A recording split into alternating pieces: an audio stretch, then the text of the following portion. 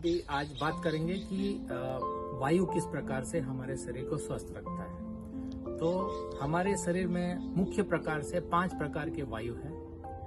एक वायु जिसको बोलते हैं प्राण वायु। अब प्राण वायु जो है वो हमारे हृदय का गति और हमारे फेफड़े को संचालन करने में हमारा सहायता करती है, प्राण वायु। दूसरा प्रकार का वायु है जिसको बोलते हैं सामान वायु। ये वायु जो है हमारे नाभि के आसपास रहता है। तो ये जो सामान वायु है, हम जब कुछ काम करते हैं तो हमको बैलेंस करती है। हम खड़े रहते हैं या झुकते हैं, उठते हैं, तो हमारा बैलेंस जो है वो ये होता है सामान वायु से। और खास सामान वायु के कारण ही हमारे जो पाचन क्रिया है, हमारे किडनी जो है काम करती है, हमारे स्प्लीन, ये सब काम करती है। ये पेट के आसपास जो भी ऑर्गन्स है हमारा, उसको व्यवस्थित करती है सामान वायु। ठीक है, 2 वायु हो गया। एक और वायु है जिसको बोलते हैं आपान वायु। आपान वायु मतलब वो वायु जो नीचे की ओर जाता है। तो ये आप समझ सकते हैं कि जब हम खाते हैं तो खाना पचता है, और पचने के बाद ये खाना जो है वो खाना के जो अनवांटेड चीज है, जो टॉक्सिन्स है, तो स्टूल और यूरिन के फॉर्म में निकलती है।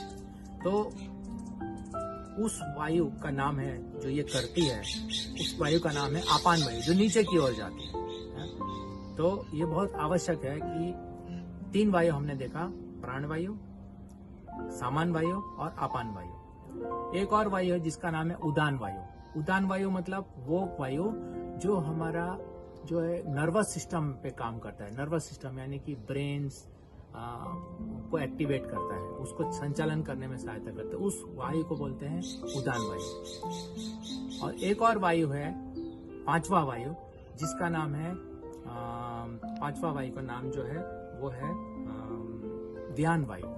व्यान मतलब जैसे हम कुछ आंख बंद करते हैं, खोलते हैं, या फिर हम कुछ काम करते हैं तो हड्डियों का प्रयोग हो रहा है, हाथ मोड़ते हैं, तो इस तरह से जो पूरे शरीर में व्याप्त है वो वायु को बोलते हैं व्यान वायु।